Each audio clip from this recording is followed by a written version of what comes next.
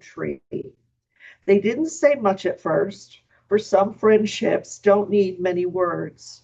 A warm presence often speaks louder than a clever sentence. Pooh glanced at Eeyore, who always seemed to be carrying more worries than one small donkey ought to. Eeyore looked down the winding path ahead, ears drooping just a little, thinking of all the things he wasn't. Fast enough, cheerful enough, bright enough. But Pooh, in a simple, steady way, saw something different entirely. Eeyore, Pooh said, his voice as soft as the evening breeze, there's something I've been meaning to tell you. Eeyore sighed, already expecting the worst. Oh dear, go on then. You're perfect, Pooh said, just as you are. Eeyore blinked, surprised enough that his ears lifted. Perfect? Me? Pooh nodded kindly. Not because you're always happy, not because you always know what to say, but because the world is better with you in it.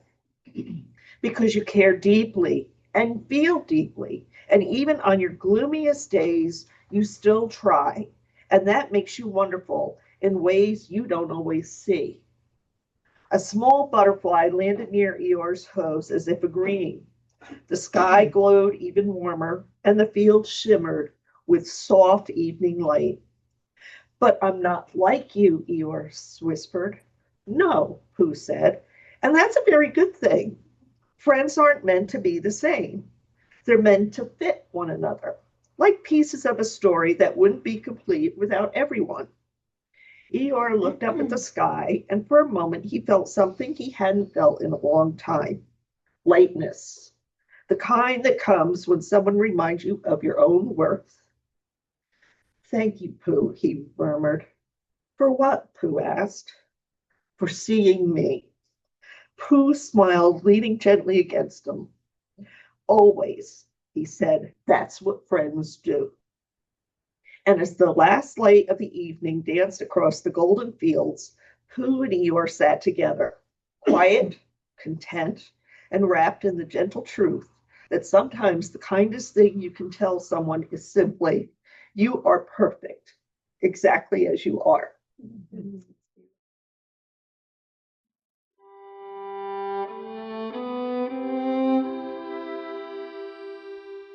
So I thought I'd talk about my spiritual journey, which landed me here at ISC a few years back permanently.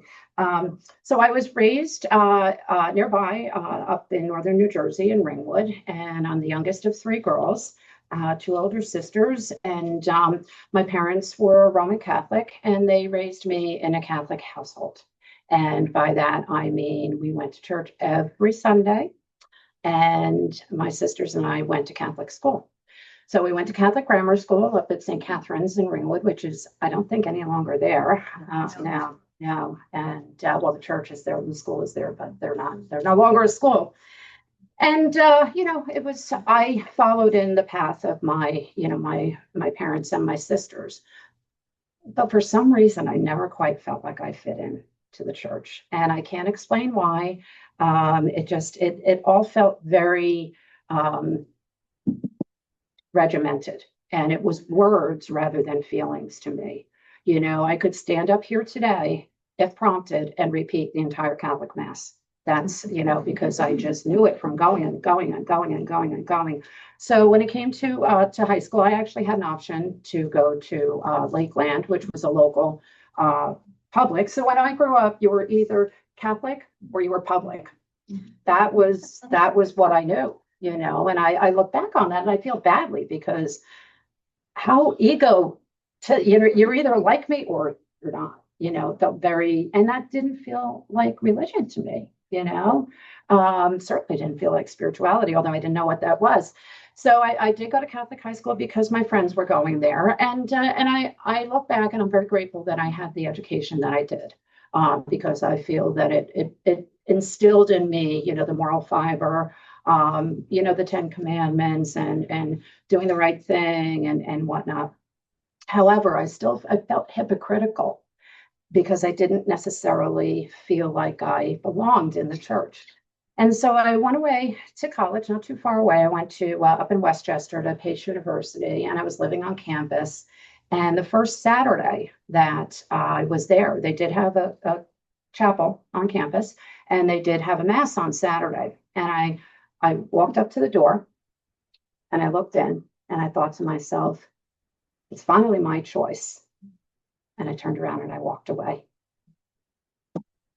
And so, because for as long as I was under my mother's roof, my house, my rules, right? So when I was home on weekends, of course, I still had to go to church. I did not go willingly. I went because I had to. And so you can imagine it really, I was very disconnected from, from a religion. And, my concept of God was that which was instilled in me by the nuns. And that was, if you're good, you go to heaven. And if you're bad, you don't. And there's another place, and it begins with H.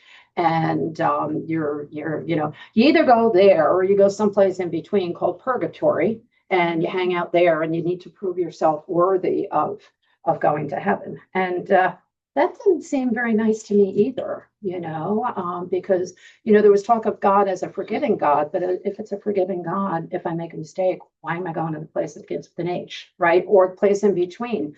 So I was kind of confused, and so there's another part of my story, and I do feel comfortable sharing it here because we're amongst friends.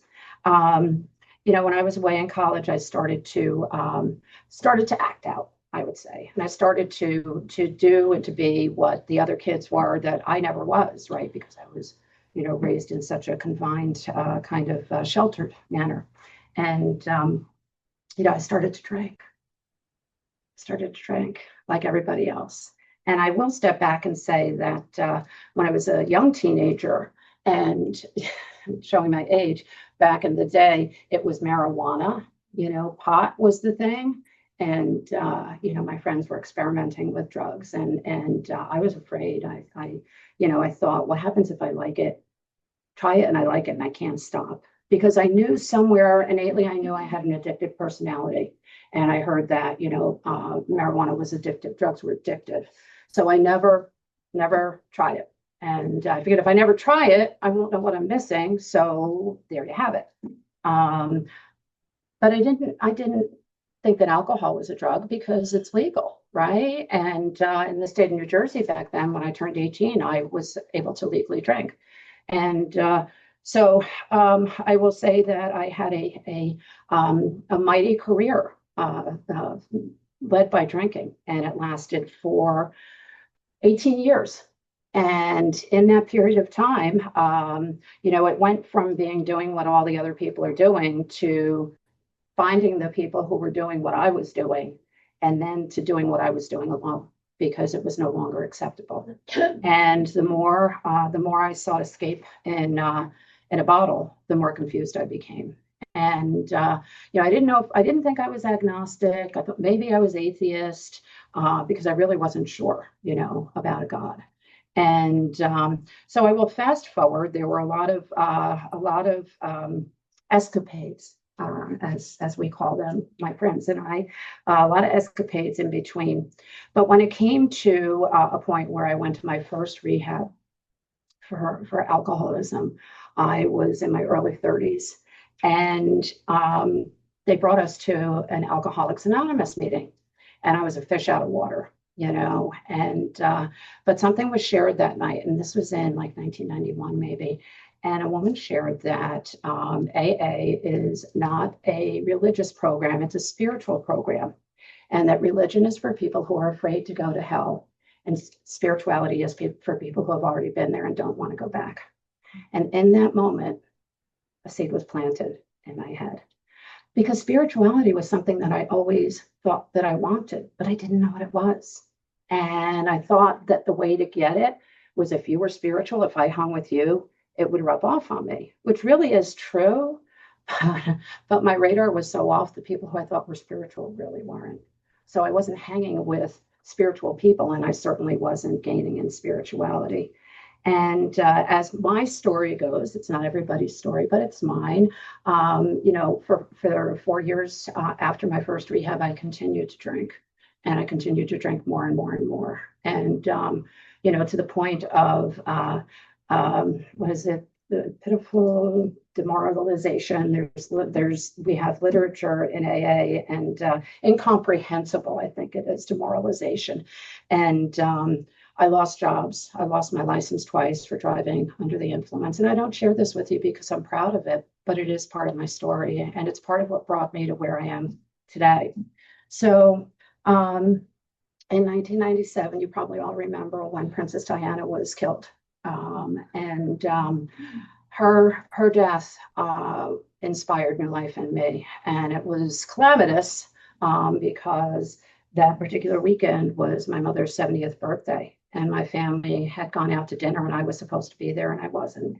And I called the restaurant. It was a half hour away. And I said, I'm coming. And my sister, who was a big Princess Diana fan, got on the phone, and she said, if you've been drinking, don't you dare get behind the wheel. And it was over in that moment. And, we talk in AA about there being a bottom. And, you don't necessarily know where your bottom is. Some of us chase our bottoms to the point of death, right? And I knew she meant it. And I didn't get in the car. And I stopped drinking that night, just that night, not for good. But the next morning I woke up and I thought, you know what? I think they'd all be better off without me. And I began contemplating suicide.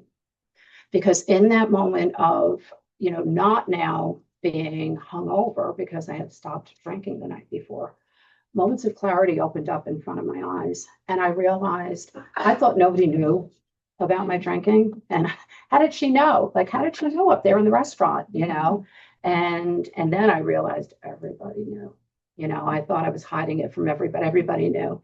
And then I realized that I was hurting everybody. And I hadn't had that clarity before. But once I realized it was a ripple effect, once I realized it started with family, then it went to friends, then it went to neighbors, then it went to coworkers, then it went to, the list went on. And the humiliation of that and the pain. And the last thing I realized was that for everything that I had lost due to drinking, and it was a lot, I had walked away from everything I ever worked for. And I knew I was going to lose more. I couldn't understand that. How can you lose more when you've already lost everything? And I knew it was going to happen. And so I thought, I might as well just die. And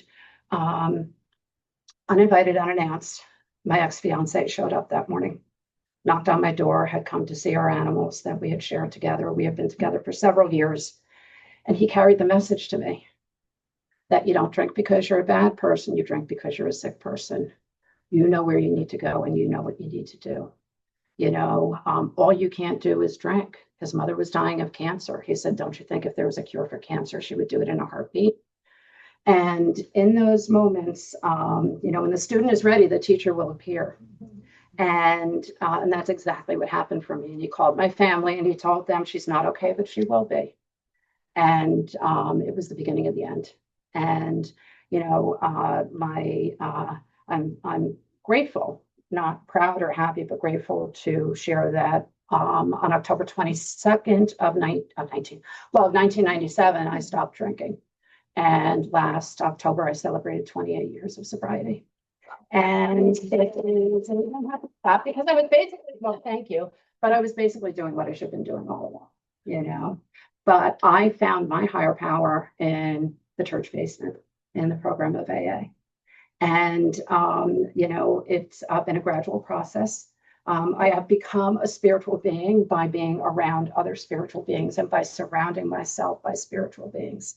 And it was through those spiritual beings that I was introduced to Sharon many, many years ago. And I started to come to ISC, and but I wasn't coming regularly. I wasn't coming with any, consistency. And a few years back, I was at COVID around the holidays, and I was home alone on Christmas. And I'm feeling sorry for my family also had COVID, so we just could not be together. But, I made a decision. I said, you know what, a year from now, I want my life to be more full. so I don't feel lonely if, this situation were to happen again. And I started thinking about ISC, and I decided, you know what? In or out, pick one, either join or stop going. And it was that weekend that I went for a walk right where I live. And it was a nice Saturday evening, being cooped up with having been sick. And who do I run into but Sharon and Lynn walking towards me on the dam over in Packanack Lake. And I get the chills that I'm feeling now. And so I said to Sharon, I'm thinking of, she said, of course, come, and I'll end with this. So I pulled up the ISC website and I saw the mediumship banner. And I was like, oh, no, no, no, no, no. No, no, no, no, no, no, no. But against my will, I reached out to Sharon and I said, what do you think? Do you think I should take classes? And she said, of course I do. And I enrolled in the first year of class with Gary, with Vicki and Michelle, and have had the most wonderful experience as an active member of this spiritual community ever since. So if any of you have one foot out, one foot in, if you're thinking about making this a home away from home, for me, it has been life-changing, and I've made friends that I know will be lifelong friends. So I can't say enough about Interspiritual Center, and I am so glad that I am here. So thank you.